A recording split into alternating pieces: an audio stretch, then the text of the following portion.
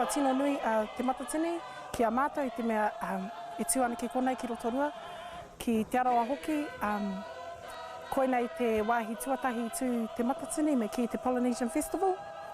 Ai koina i te wāhi tuatahi ki tō mātou papakainga ki Rotowhio, ki te whakarewarewa, he kaupapa tino nui tēnei ki a mātou, ko tā mātou whaunga he whakahoki mai i te Māori, ki te arawa.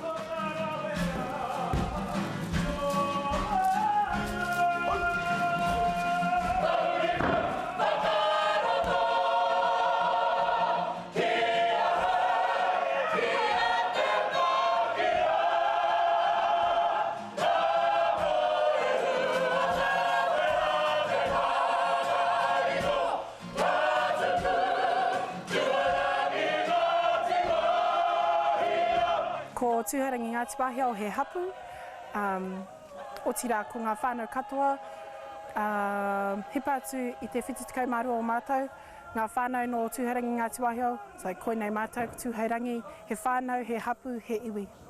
Tūhairangi is a very special kapa because we are hapu based. We practice on our own whenua, we utilise our marae, also our kura.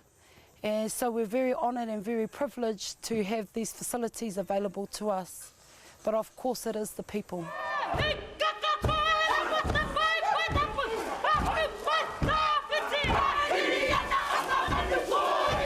We began practices in September, where we were doing fortnightly practices because half our team travel from afar. We have people coming from Wellington, people coming from Auckland, Hamilton, and then of course our brother Nathan, who travels all the way from Australia.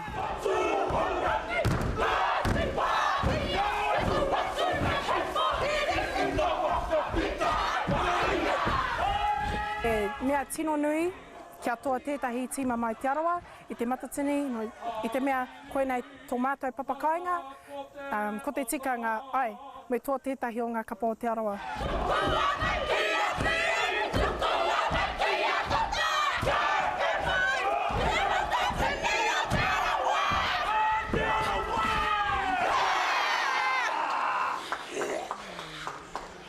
Mentally, I think the group is very prepared for this matatini. Because it's held here, it is very special to us.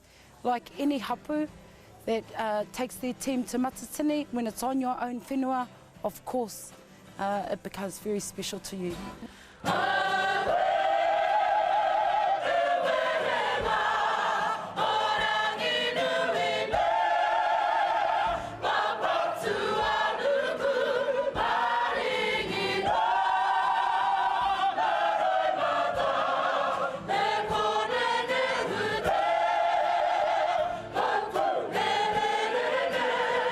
We've had many challenges inside our group with our whānau that travel every weekend and coming together to practice in the weekends.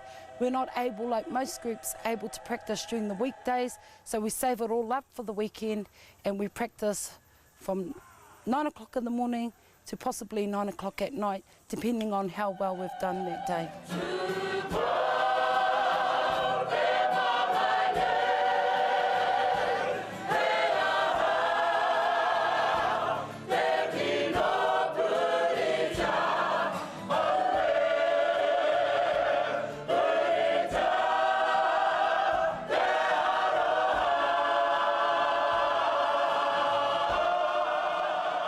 We've been very fortunate that we've had a brilliant ringawera who have supported us all the way.